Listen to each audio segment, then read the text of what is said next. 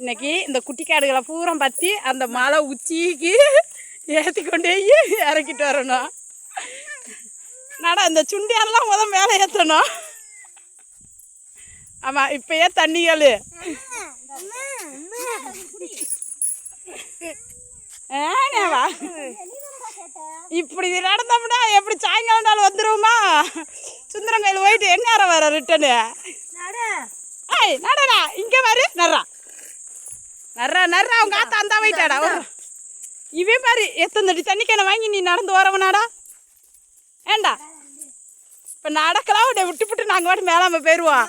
அந்த மலை எங்கே இருக்குது எந்நேரம் போய் தோட